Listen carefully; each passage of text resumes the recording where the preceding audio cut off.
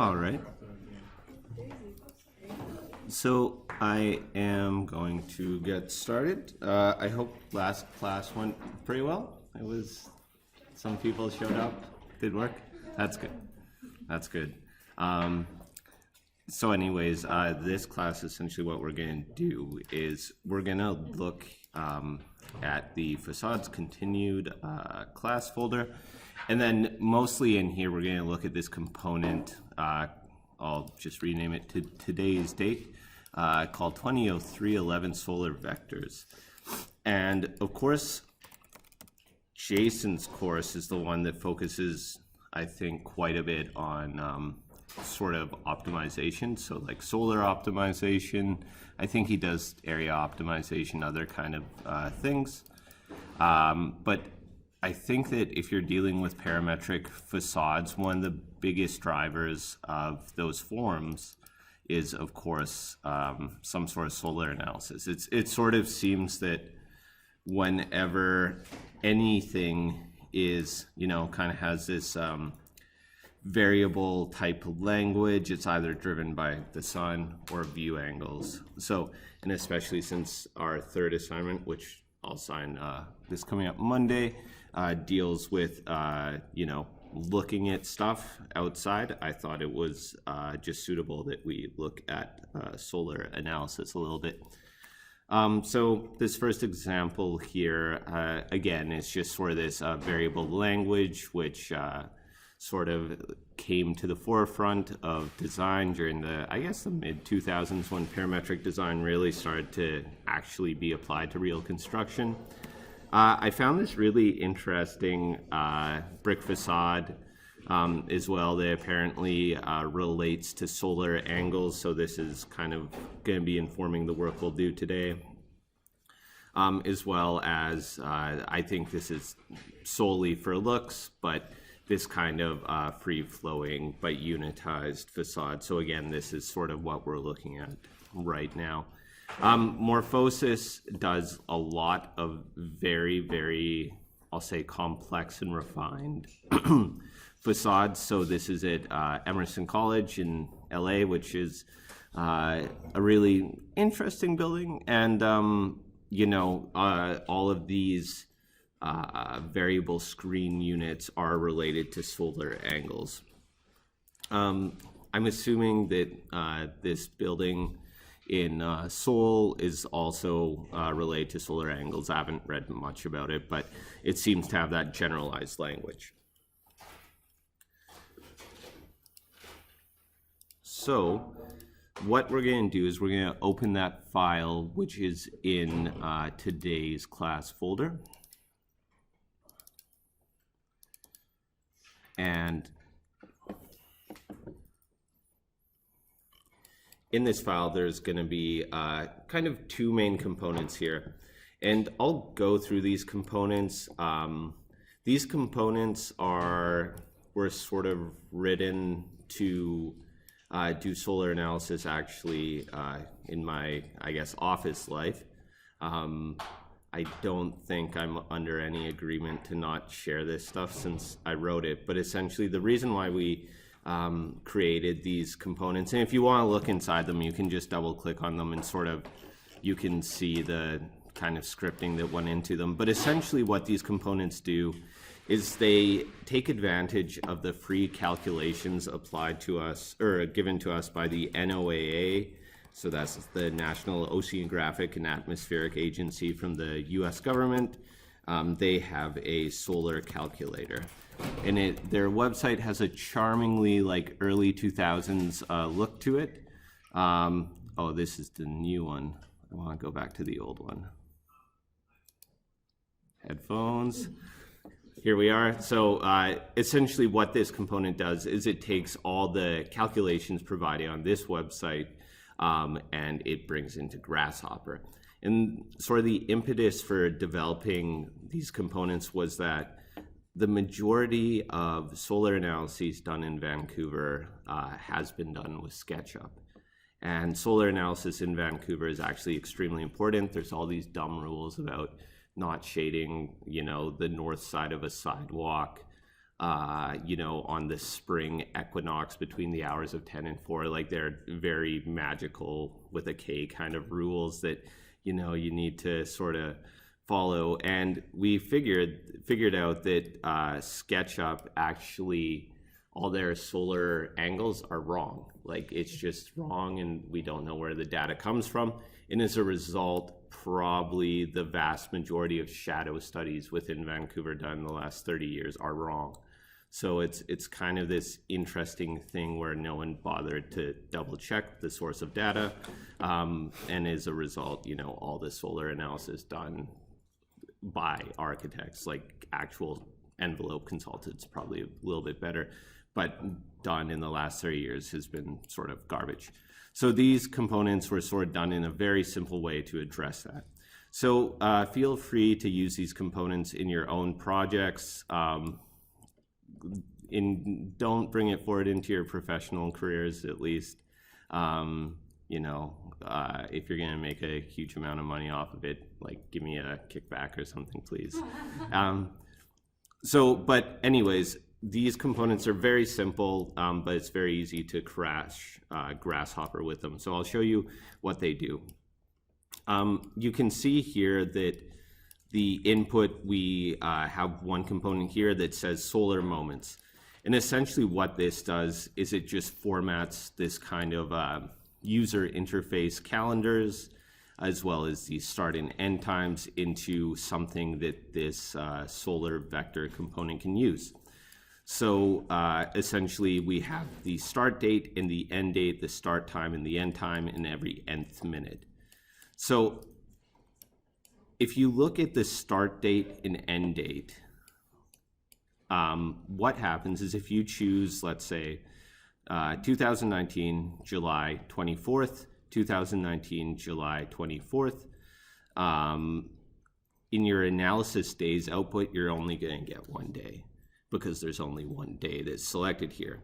However, if you choose July 24th to July 31st, then you are going to get 7 days. It's going to do an analysis for all of the days selected between these two dates. You know, if you really wanted to, for thesis work and want to do a very thorough solar analysis, you can, you know, there's kind of the only limit as to what days or what amount of time you can analyze is really just up to, you know, how long do you want to wait for your computer to figure this calculation out. So for some of the calculations we were doing, which were half a year long, it was kind of common practice for me to set up the calculation before I went home and then come back the next morning and sort of, I guess, see the results. So the other thing we have here, the start time and end time. So this is formatted in a 24-hour clock, and it uses this special formatting. I think it's fairly intuitive. It's just hour, colon, minute, minute. So for example, if we just leave our date stuck on July 24th, and we change our start time and end time, let's go from 8 a.m. till, you know, let's say 10 a.m. just to start, you will see that in your sample times output, you'll see that we're sampling 8, 9, 10. If we want to increase this to, let's say, 6 p.m., then now you can see 8, 9, 10, 11, 12, 13, 14. So that's how that works. The every nth minute is just the interval. So right now it's by default set to 60, so it does an analysis every hour. However, you can set this as low as you want. Every 15 minutes is what we did for long-term analyses. So if we were analyzing solar vectors over half a year, we had set it to 15-minute intervals for, you know, a huge amount of accuracy. So now you can see that the analysis times are 8, 8:15, 8:30, 8:45, all the way up till 6 o'clock. If you just want to analyze from 8 till, let's say, 9, you'll get 4 values, or 5 values now. 8, 8:15, 8:30, 8:45, 9 o'clock.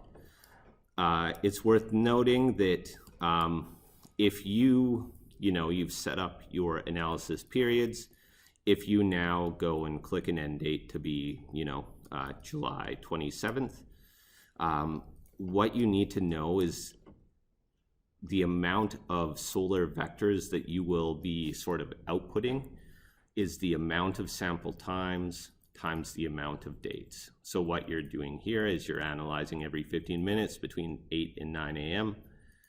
between July 24th to the 27th. So that's why I say just, be aware of what you're doing, because you can slow down your computer a lot, because you can see the amount of vectors here is not 5, it's not 4, it's 5 times 4, it's 20 analysis moments. So does that kind of make sense to you guys? Okay, perfect. So when we have, we've sort of figured this out, the third output here is essentially the analysis period output. Now, this is, the output's just going to be sort of gobbledygook. It's a Python list. And all this does is it's just taken out of this component and fed into this second component. So I usually just keep these components sort of attached like this. They don't really do anything apart. I forget why I even separated them, but just this component goes into this component. So this second component calculates a solar vector. And essentially what it's going to give you is the altitude and azimuth. So solar angles, you're going to have 2 angles. You're going to have measured from the north. Where's a good diagram? Yeah, there we go. Measured from the north, you're going to have an angle called the azimuth. So that's just simply how many degrees from the north.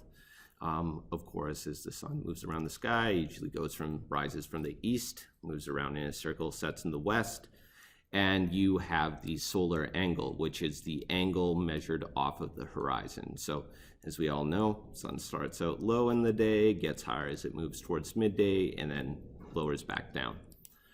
So that's what this kind of solar vector component is doing. It's giving you a vector that represents that altitude and azimuth.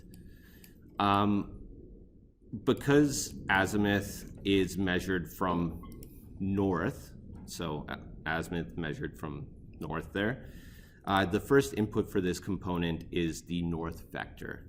So for your site models, I believe everyone has their y-axis set as north, and that's just how City of Vancouver data imports, but it's worth kind of double checking that your north arrow is in fact y. If you wanted to change your north arrow, let's say you want to rotate a plan or whatever, you can do that. Just make sure to essentially set your north arrow to be this vector here. Finally, we have the latitude and longitude. These are the latitudes and longitudes for, I think, somewhere in the West End in Vancouver. It's probably close enough. If you want to find the latitude and longitude of your spot, you can just look up Dusty Greenwell Park. This works for anything, of course. And I think usually in maps, I might be wrong, but I remember you used to be able to see this information right in maps.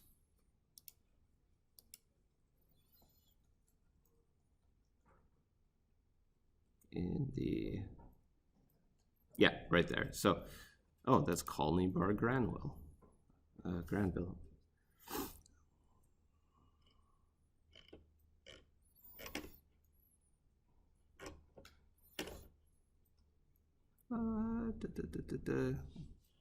It used to pop up there. I'm sure that if you, oh, hey, there it is.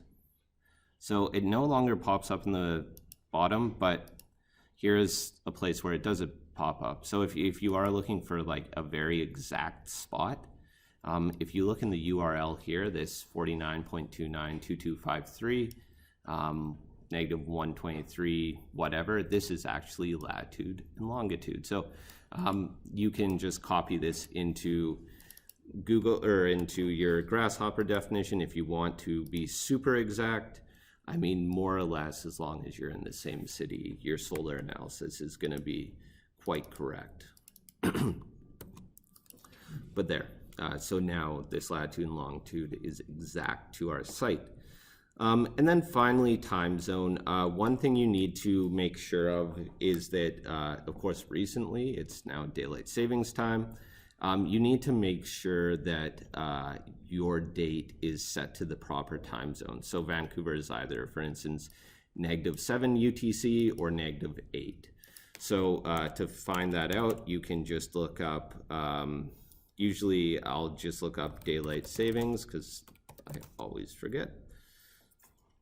I believe, so starts in March, ends in November, and then you can look up daylight savings UTC.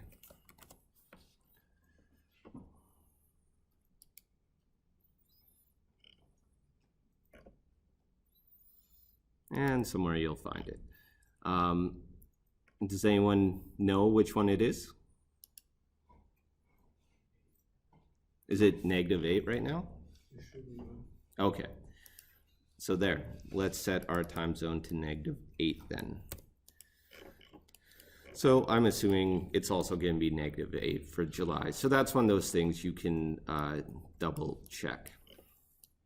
So from this point, we get all these vectors. So let's visualize these vectors to kind of see what's actually happening here. So is that pretty clear to everyone? It's just pretty simple. So what we're going to do is we are going to sort of do a visualization of the position of the sun, and we're going to do that based on our origin point here. So what I'm going to do is I'm going to go to params geometry point. I'm going to right click this point. I'm going to say set one point. And make sure your type equals coordinate, and then just type 0, 0, 0, hit enter. And this is just going to give us our origin point. So you can right click the parameter and call it origin point. Like so. And what we're going to do is we are going to move this point up into the sky based on these vectors. So if we first look at the vectors, the way this component works is that, and we'll sort of play around with multiplying it by -1 to sort of switch its direction, but the way this component works is the vectors are going to come down, right? So it's measuring the vector that comes from the hypothetical sun. So to illustrate the sun, we have to move this point up by a negative factor of this vector. So what we can do is we can go to vector, vector, amplitude.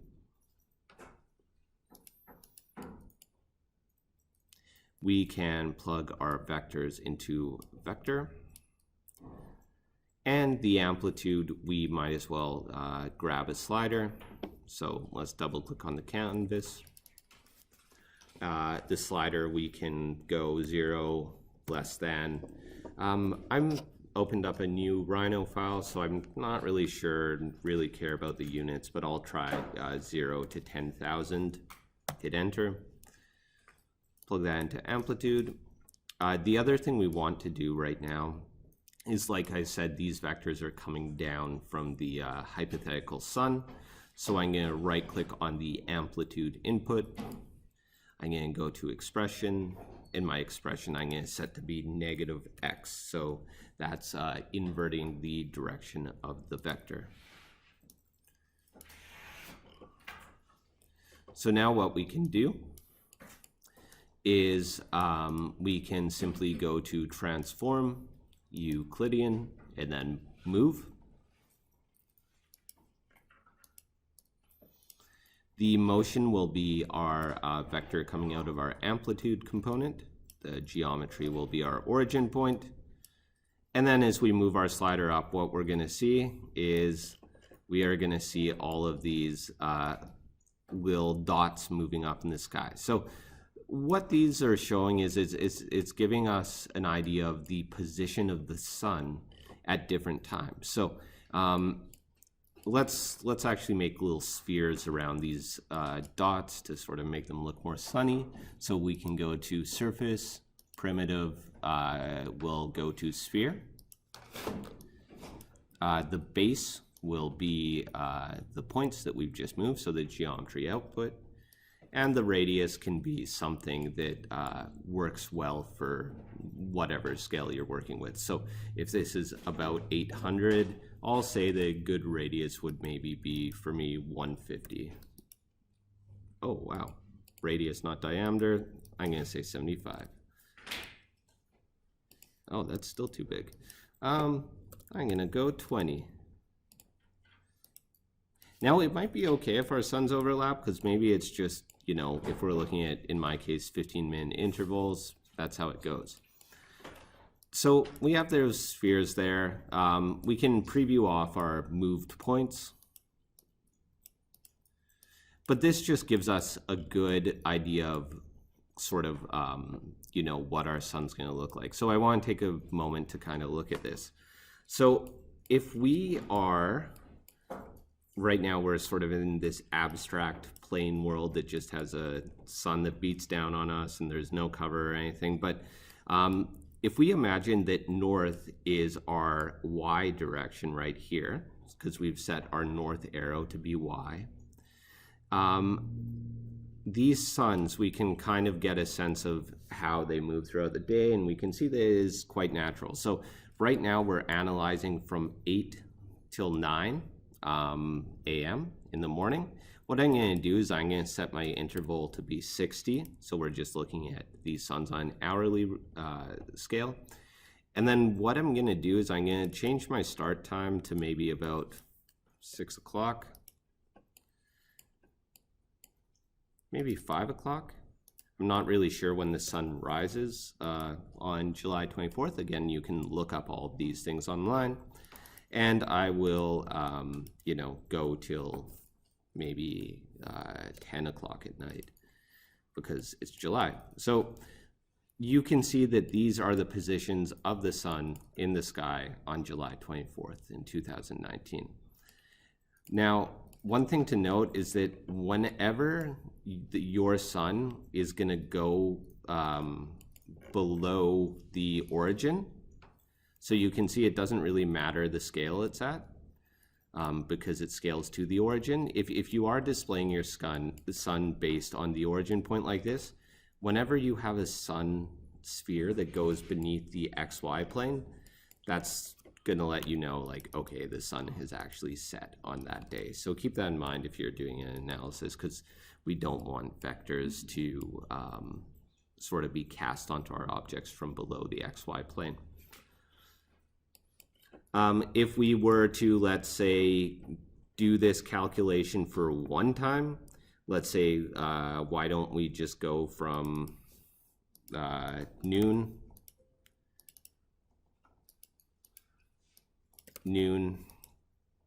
so now we just have the position of the sun on one day for noon, but we can, you know, of course, look at noon for a large part of the year. So I've switched my dates from the 24th to the 31st. So now you can see the way that the sun changes in the sky as it moves throughout the year. So this is noon, the position of the sun at noon between the hours, or between the days of July 24th and December 31st. So that's the way this tool works. It essentially just gives you the altitude and azimuth of the sun, and from that we can do some calculations to inform our geometry. So does anyone have any questions about the way this tool works? It seems pretty straightforward. Great. So what I'm going to do is you can choose whichever day. I'm just going to go to July 24th because that's the day it opened on. And essentially what we're going to do is we're now going to use this positional information to actually do a basic solar analysis. So one of the things I do like about having this very kind of simple solar calculator is that we can kind of create our own metrics. So I believe that in Jason's class, they're probably using Honeybee or Ladybug. So if you look on Ladybug Food for Rhino,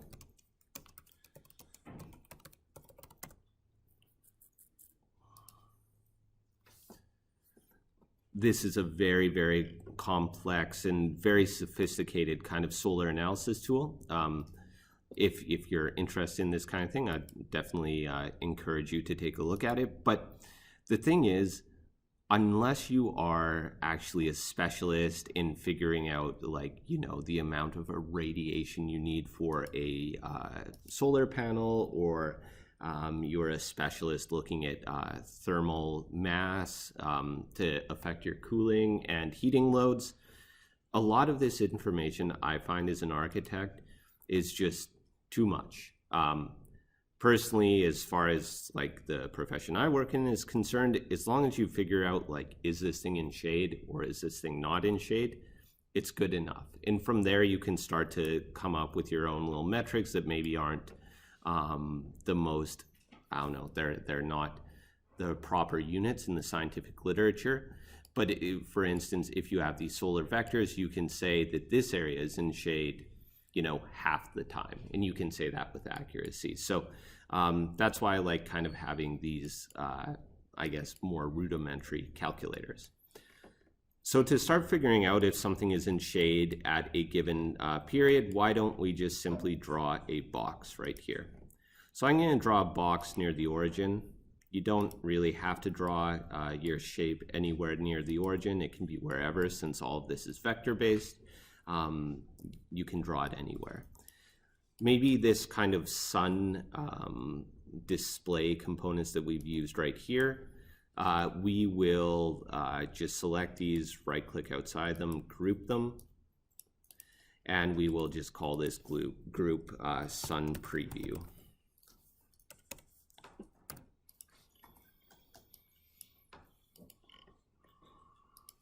So what I'm going to do is I've drawn this box in Rhino.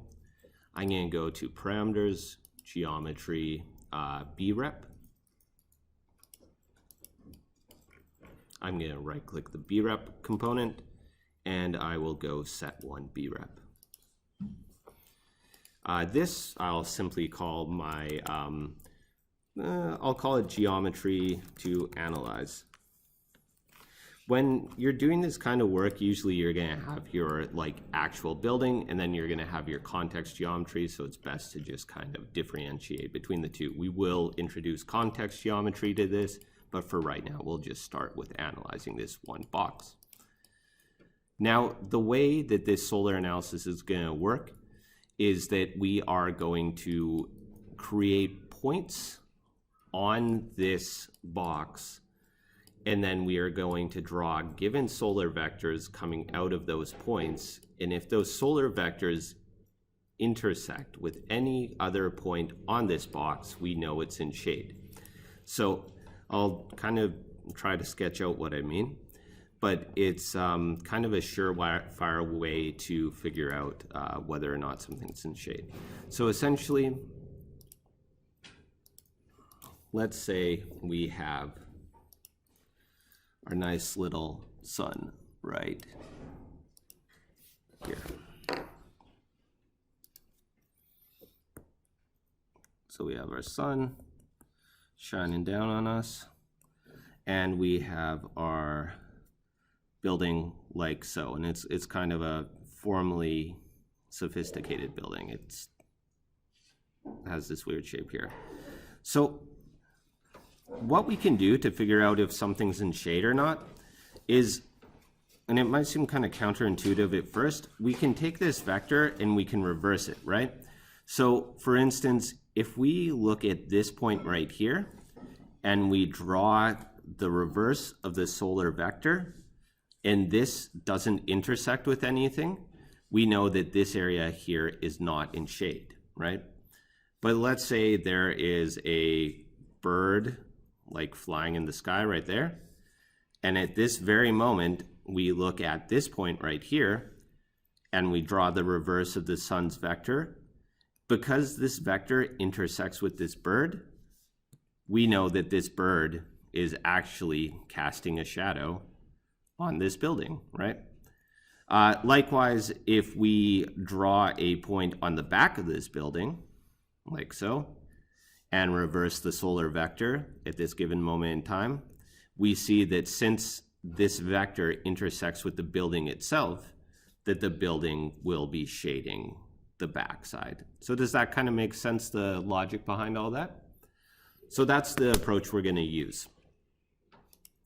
So for this sort of basic, I guess, rectilinear polygon, we are just going to generate points on it. Now, we will get into formalizing where we want to put our points, but for this first example, what we're going to do is we're just going to create a mesh from this BREP. So we're going to go to mesh, then utilities, and then mesh BREP.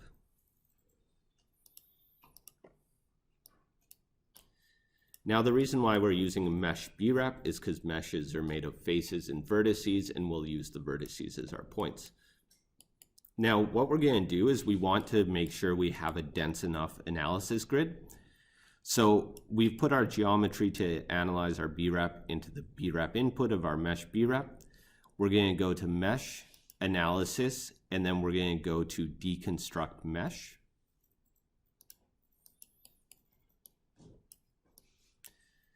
And it's going to give us the vertices and the faces of our mesh. Now, we want these vertices as analysis points. So this means that we need to increase the density of our mesh. And to do that, we're going to go to mesh, utilities, settings, custom. So mesh, utilities, settings, custom. And now you can see what's happening is that our mesh here, it's already, when we plug these settings customs in, it's already generating more points. And essentially why that's happening is if we go to mesh analysis, mesh edges, take our mesh BREP and plug into mesh edges, what you can see is that as we change some of these settings, this mesh is being created with different variables essentially. So the one in particular that's going to inform the amount of vertices we have and is the easiest to change is our min edge and max edge settings. So what that refers to is these face edge right there. So if we want more vertices to analyze, simply what we can do is change our max edge setting. So for instance, I can right click on max edge, I can go to set number, and I can set this to, let's say, I'm going to start with 100, and you can see that the max length this edge can be is 100, so I have more analyses points there. Maybe for this case, I'll set it to maybe 50, and you can see that I have a more dense mesh. So this mesh is made up of all these different faces. So does that make sense to all you guys? Just sort of what we're doing there? Okay, so now that we have these vertices, we're going to use these vertices as our analysis points, like I showed you in this kind of horrible drawing there. So what we can do is we can delete this mesh edges component, and we can also preview off our mesh BREP. We can preview off our geometry to analyze. And we can just kind of focus on these points here. And maybe what I'll do is I'll group all of these components right here. And I'll call this group solar analysis points. So what I'm going to do now is I'm going to draw the solar vectors from each of these points. So in my case, I only have one solar vector. So I'm looking at 1 day, 1 time. And what I'm going to do is I'm going to go to curve, I'm going to go to primitive, and I'm going to go to line SDL. So line SDL, we've used it quite a few times in this course. Start, direction, length. The start of this line will be our vertices. the direction will be our solar vectors, and the length will be a very large number. So we just want to make sure that these lines actually do intersect with the context and the geometry itself. So what we can do is I can right-click the length input and set the number to be something like 100,000.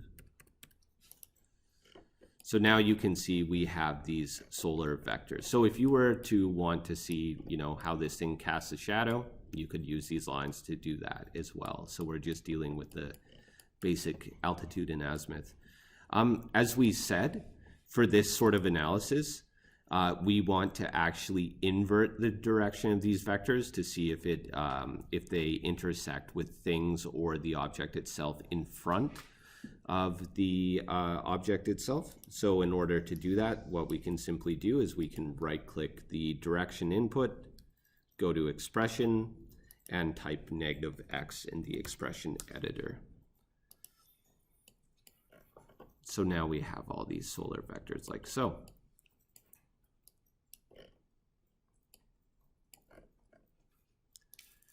From here, we can just start looking for intersections.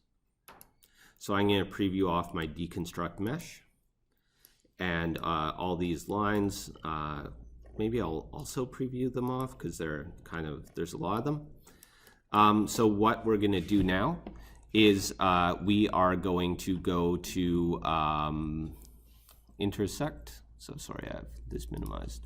So we're going to go to intersect. We're going to go to physical, and we're going to go to BREP curve. So intersect, physical, BREP curve.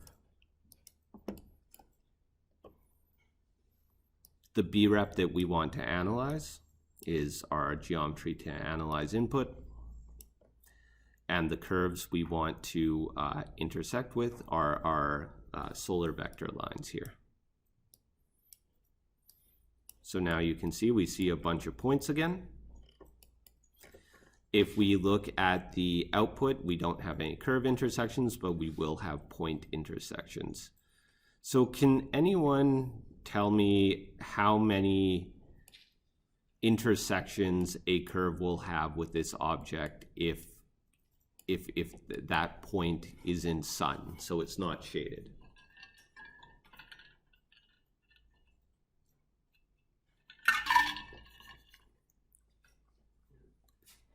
Sorry.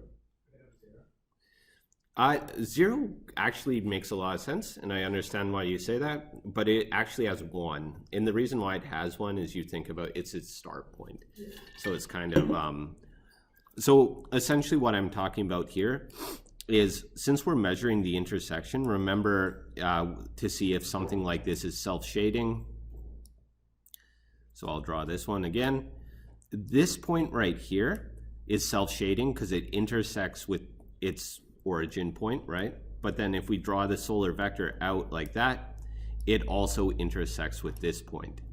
So we know that if there is at least 2 intersection points, then it's in shade, whereas this point here, which only intersects once, since there's 1 intersection, it is not shaded. So we're going to use that kind of test to figure out whether or not something's shaded. So what we can do is we can go to our points output.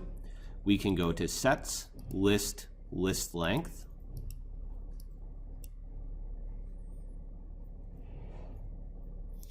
And then what we can do is we can flatten this list length.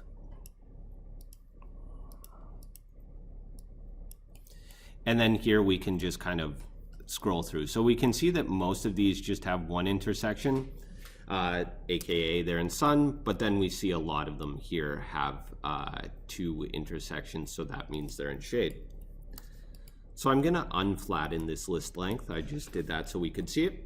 And essentially now I'm going to right click on the output and go to simplify, just so we have a lot less of those leading zeros.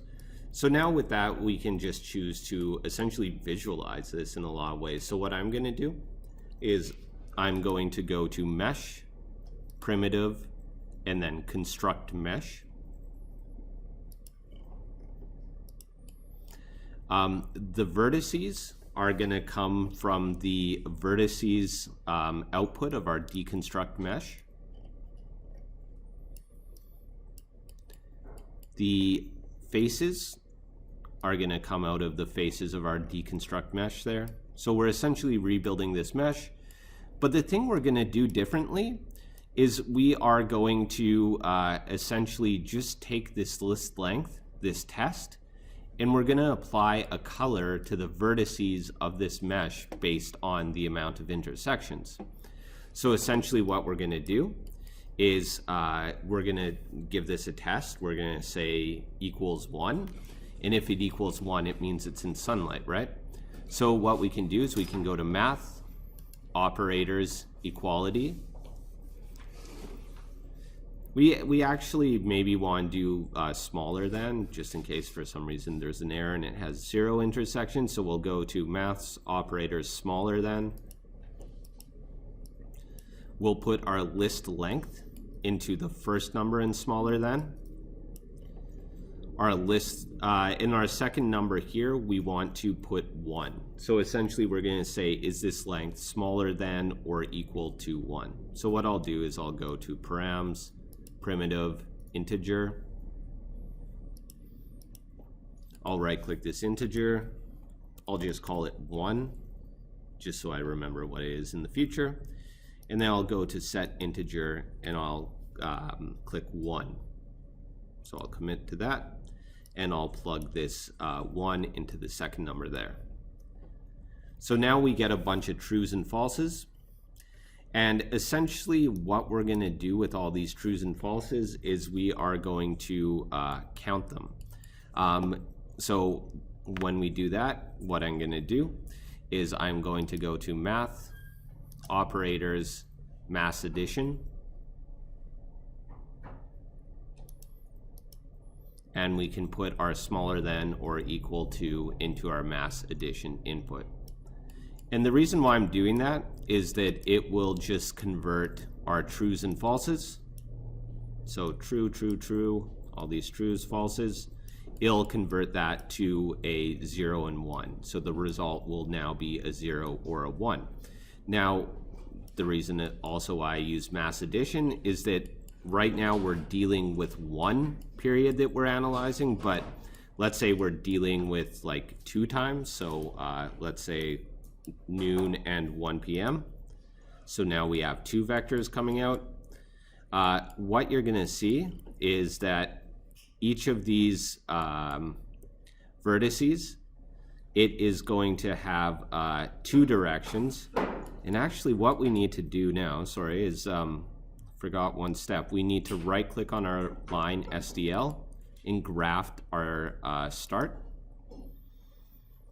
And essentially what that means is it's going to apply these 2 directions to each start point. So now we have 2 lines coming out of each vertice there.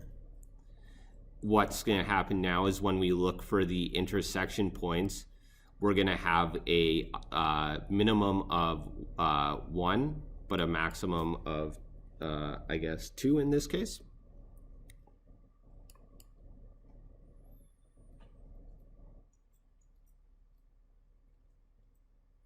Sorry, there's just one other thing we need to do here. Why don't we, yeah.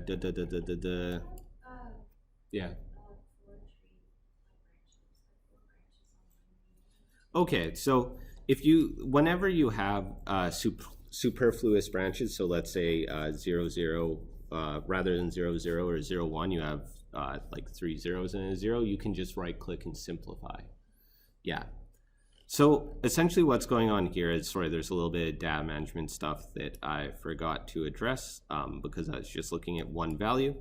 So what I'm going to do is I'm essentially just going to go back to my vertices here, and I'm just going to review what I've done just so we're all on the same page. So if you remember, we have our solar analysis points, and we have all these vertices that are the basis of our solar analysis points, right? And each of these vertices, what we're doing is we want to analyze the solar ray coming off this point. However, we might want to analyze more than one vector coming off of each point so we can get a little bit more of a robust calculation, so over a period of time rather than a moment in time. So what we want to do is we want to somehow match up the data so that each point can have more than one direction. In order to do that, what we're going to do is we're going to graft the input of our line SDL, so the start. And the reason why we do that is if we graft the start point, so when this data first comes into start, we have a whole bunch of points in a grasshopper list like this, and then we have two directions, 1, 2. The way that Grasshopper is going to match this data is it's going to match this point to this direction, this point to this direction, and then all of these following points to that second direction, right? So it's going to do shortest list matching. If we graft the start point, what's going to happen is each point is going to be in its own list, like so, and each one of these lists will be matched to this one list here that has two directions. So direction is not grafted, like so. So what's going to happen is that this list is going to be matched to those two directions, giving each point two directions, and so on and so forth. This list will be matched to both those directions. This list will be matched to both those directions. So that's why we graft the start point there. So from there, what we see is we have two directions for each point, so each analysis point. Because we have leading zeros here, so 0, 0, 0, 0, 0, 1, what we can do is we can right-click this line SDL output, and we can click simplify. So that's just going to get rid of those leading zeros. So now you can see that we have a much more cleaner data structure where we have one list that contains two lines. So if we were to, instance, go to set tree explode tree to just take a look at the first list and the second list, I guess, what you see is the first list in all these lists of lists has two lines, the second list has two lines, third list has two lines, so on and so forth. So we're taking those lines, we're putting them into the BREP curve intersection. So again, that is under intersection, physical BREP curve. The BREP is our input BREP there. The curves are our two lines per point. That is going to give us an output. So it's going to give us an output of intersection points. Now, what you can see here is that if we look at the way the data is structured here, and the way the data is structured right here, coming out of the points, is that each of these branches, so branch 0 with two lines in it, has been divided into two branches. So that's why we have 0, 0, n equals 1, 0, 1, n equals 1, 1, 0, n equals 1, 1, 1, n equals 1. So essentially each of these lists has been divided into two lists. And the reason why it's done that way is that we're looking for the intersection for each line in all the lists, right? So that's why it's split up that way. And this tells us how many intersections there were per moment of analysis.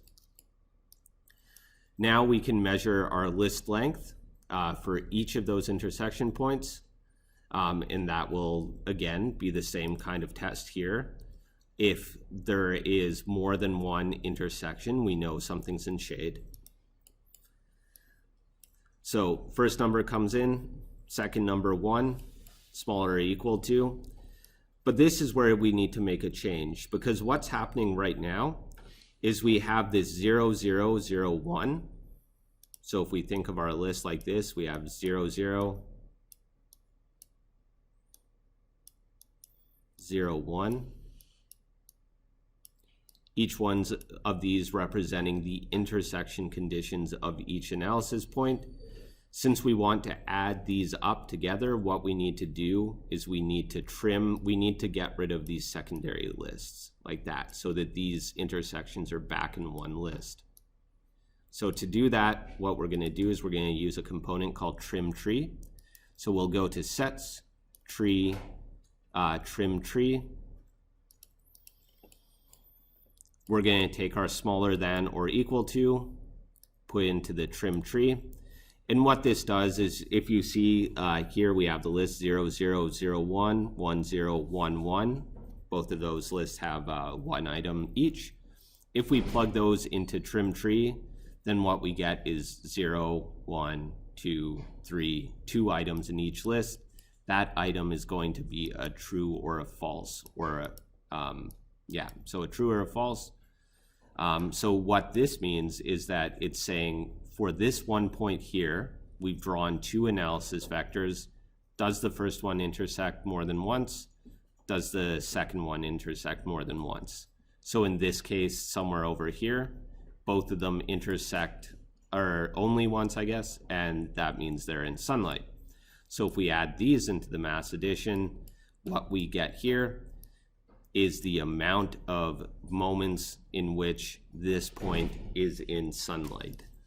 So that's sort of the core of the way that analysis works. So I know that there's kind of some weird data management going on there, but does anyone have any questions about that? What I'll do is I'll zoom into the definition here. Does anyone have any questions about this? Like even for list management clarification or anything? Mm-hmm.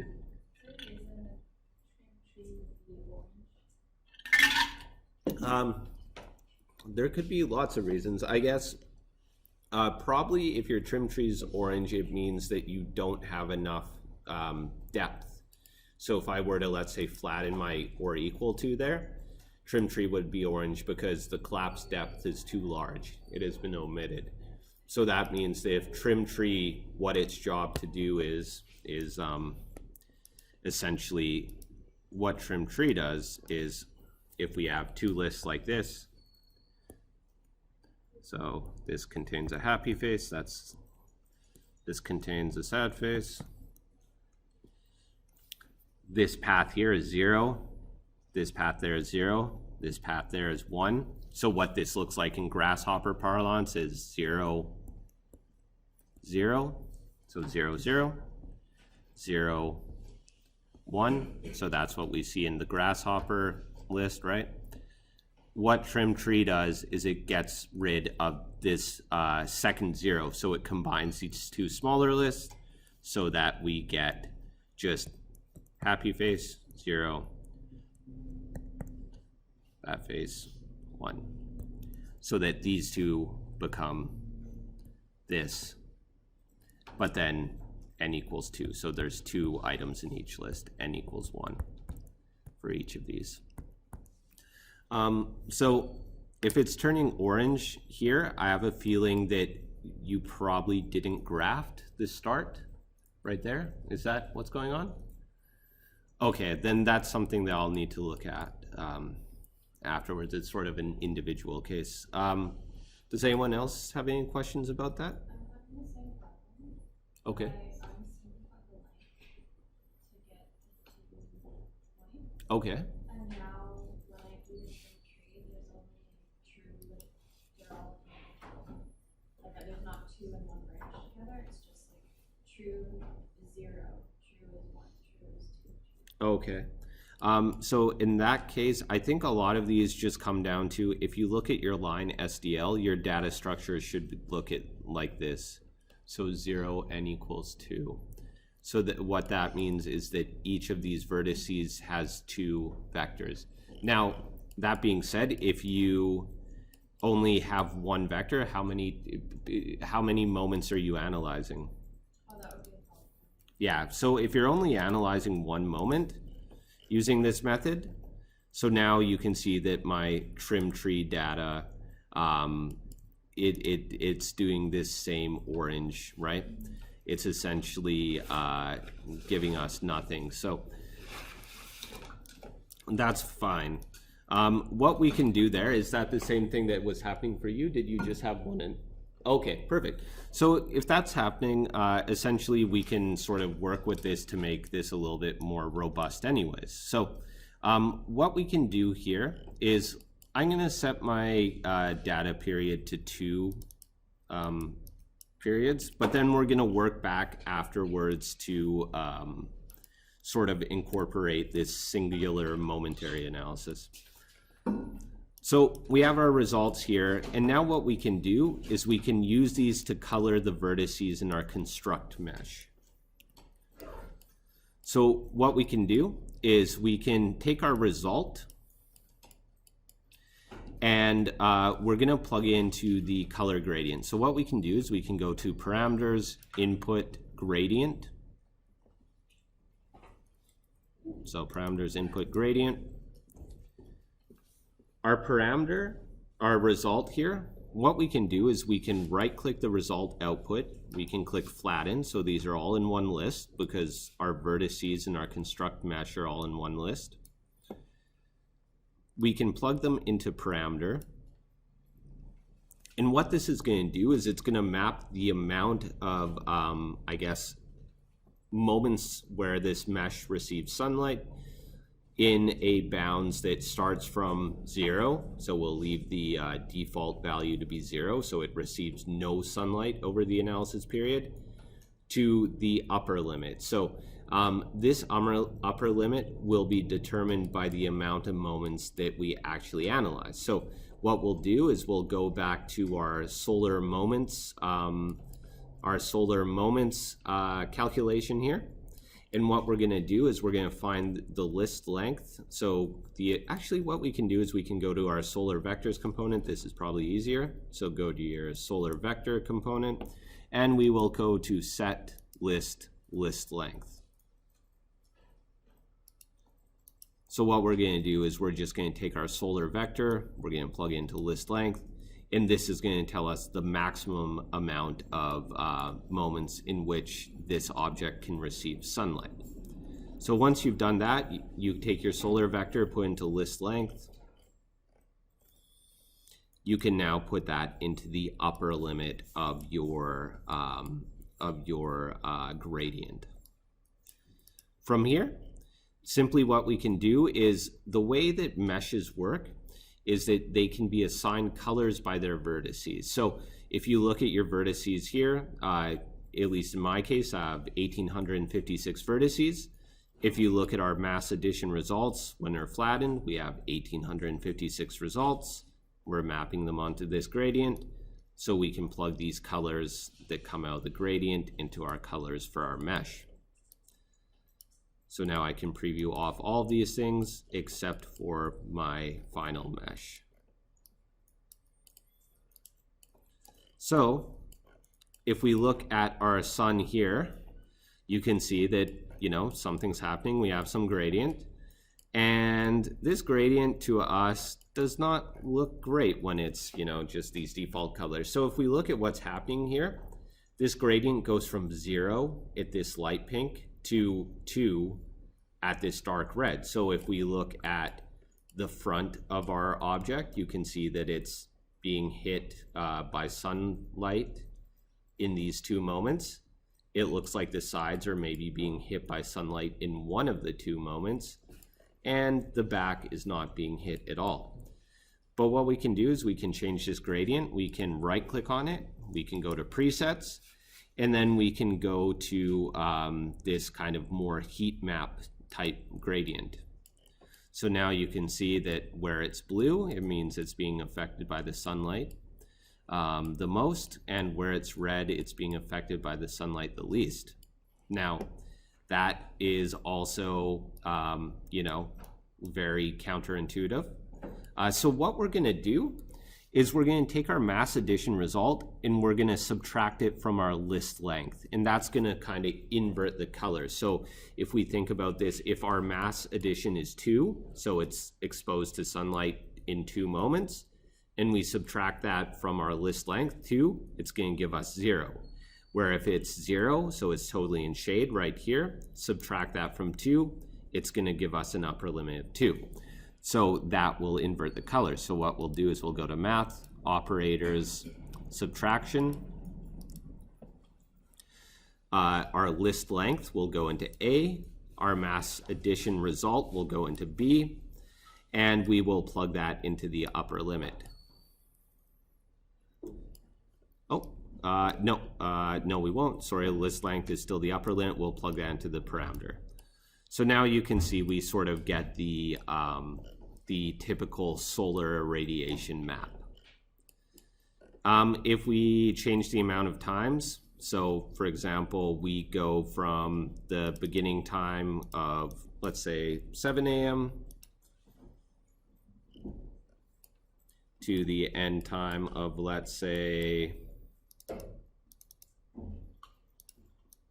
I'll do 8 p.m.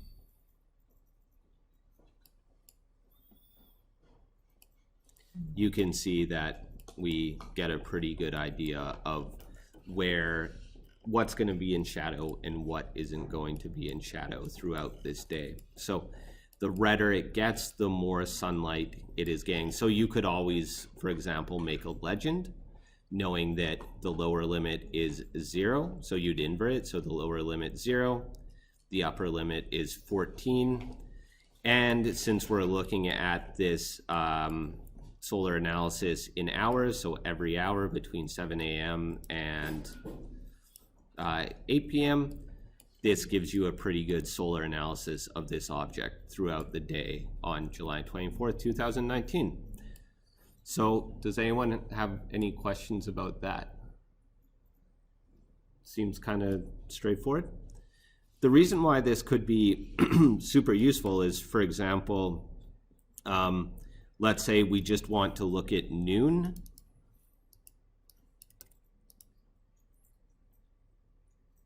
So I'm going to switch both of these values to noon.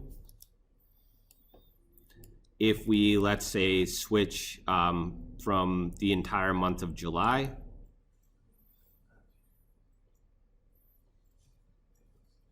so I'm going to switch from July 1st to July 24th.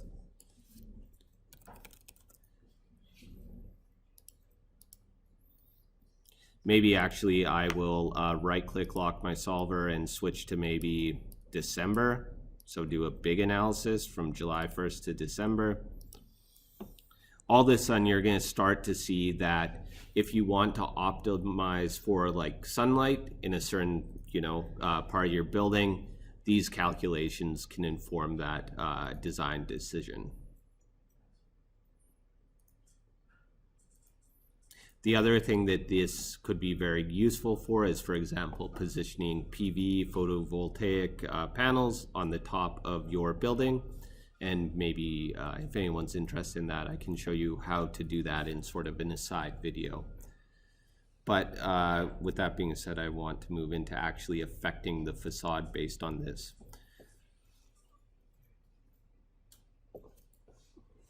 So like I said, these calculations can take a little bit of time, but that's how it goes sometimes. I don't think this should take too long. We only have one color, but it's only reading red. This side. Yeah. What would be if it's not showing like the 2 and 1? Because I'm only getting a list of 10. A list of one number. I'm not totally sure. Maybe what I'll do is I'll save what I have right now in the Dropbox, and then that way we can make sure we're all on the same page.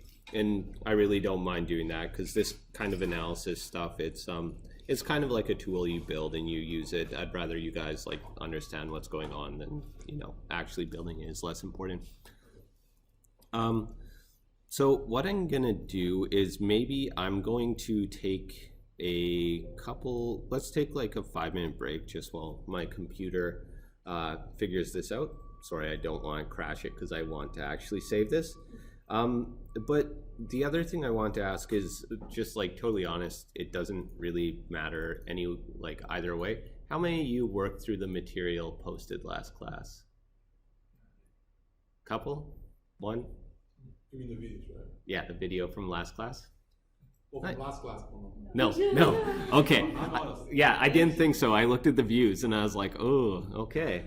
So that's fine. So what I'm gonna do is so essentially some of the things that I was gonna get into this class probably won't make as much sense without watching those videos. So what I'm gonna do is I'm gonna do one more kind of solar analysis kind of thing then. I'm going to show you how to introduce context into this, and then I'll save that. And then for the last, 40 minutes of class, you can watch what I posted. And then on Monday, we will sort of use the tools we've made today to introduce them into what was shown in the videos, because it's kind of like a package deal. If you guys, just for your own information, on Monday, I'll assign assignment 3. Essentially, it's the lookout tower I've been talking about, and what we're dealing with right now is the facades, parametric facades, and we're going to sort of work from the facades inwards to the stairs structure, et cetera, et cetera. So, you know what? Why don't we just break out then? If this is going to take a long time, maybe I'll give a brief 10-minute lecture at the end of this class, because I'm not sure how long this is going to take. So if you switch to sort of watching the video mode right now, that would probably be the best use of time. I'll, of course, be up here to answer your questions. To this definition here is I want to add the ability to have context. So context being other buildings, trees, whatnot, because if we're talking about things in pretty much any setting rather than like a tundra, there will be other things shading this object. So what I'm going to do is I'm going to work back into, I guess I'll work back into this definition here. And we're going to use some Boolean logic, so and, or, if, that kind of stuff, to create some shadows. Okay, I am recording. So what I did in Rhino is I have my rectilinear polygon right there, and I also have just drawn a new box. So essentially I clicked on the box corner to corner, and I just dragged it up like so. I've positioned mine kind of within the solar path of the sun, and we can all kind of figure out what kind of shadow this is going to cast. So what I'm going to do is I'm going to reference this. So I'm going to go to params, geometry, and brep. And I'm going to right click this, and I'm going to go set 1brep. Now, if you remember, what we did is we drew all these lines. So you can see they're huge, like so, based on the solar vectors on all the analysis points of this mesh right here. So that's all these points right here, the deconstruct mesh vertices that we're referring to. And all we're going to do is we're simply going to figure out if these lines intersect with this object here. So what we'll do is, again, we'll go to intersect, physical, and then we'll say brep curve.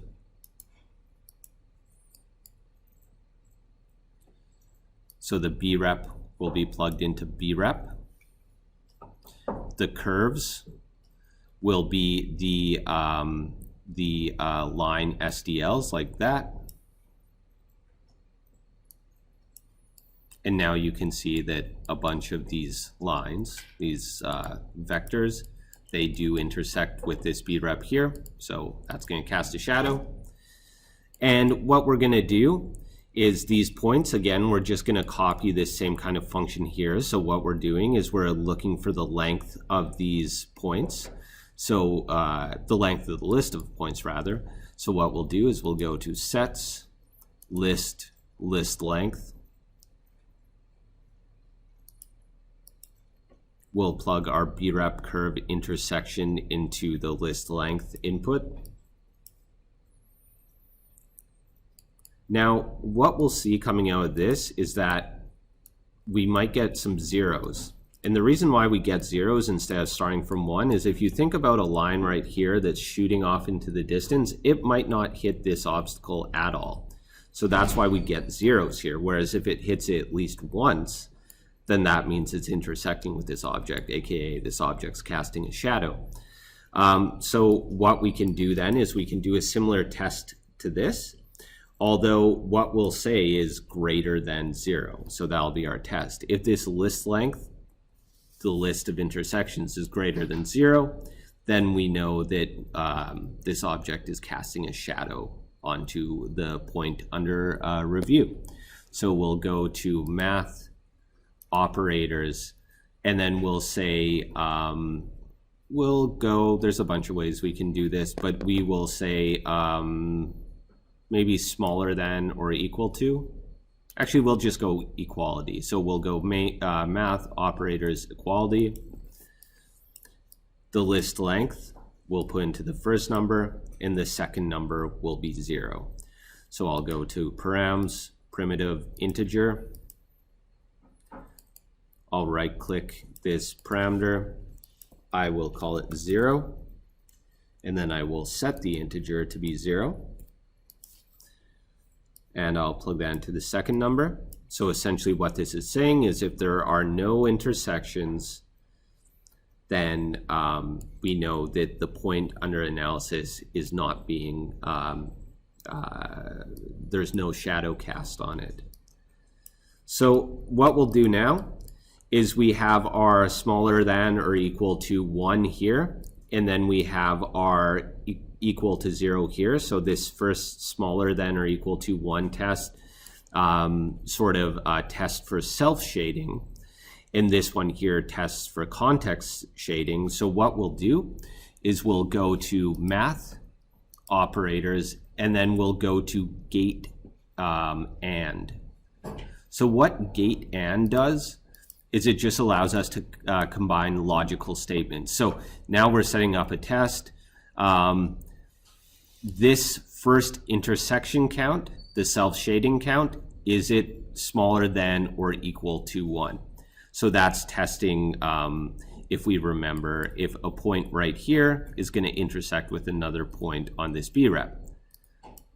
But we want to combine that with the test of, are these rays intersecting with objects around the object under analysis? So this equal to 0 right there. So we use the gate and to combine those. So we take the smaller than or equal to output of smaller than right here, plug into the gate and a, and then the equality here, so equal to 0. So testing whether or not, again, these vectors intersect with this object, we'll plug equality into gate and b. And this will just give us a bunch of trues and falses. With these trues and falses, we can plug them into the tree. So we're just replacing the or equal to output that plugs into the tree input. And then now you can see what happens is if we just hide this, this object is casting a shadow on this object here. So it might be a little bit more apparent if we reduce this analysis time to, let's say, 9 till 10. So we're just looking at 2 hours. You can see that that's directly casting a shadow on that object there, and it's affecting the area around there. So that's how you would introduce context into the model. Does anyone have any questions about that? It's kind of, I mean, this is where the solar analysis starts to get more useful. Again, like I said, we're usually not dealing with some idealized tundra situation, so this will help you analyze solar radiation throughout the day in the city. So again, I'll save this file. We'll work back into it this coming up Monday. Again, what I want to emphasize is that you watch the video, sort of go through it. So that's the Sala videos, the most recent one. It's going to show you how to create those parametric facades. Just be familiar with this stuff. Be familiar with at least one of So the in this three class, we're methods, going to look at parametric covered facades. in here. Assignment 3 I'm going to will say be actually focusing be on creating familiar a with lookout part tower 2 or part 3. in the and then sort you'll of be, cargo you'll be on container firm footing to go into next class holding and, area move north with the of project. Dusty So, Greenwell Park. I guess So unless you in guys have any the questions, that classes is or that the for this days class. class files, so And I'll stick around for a few minutes, of course, to answer your questions if there are any.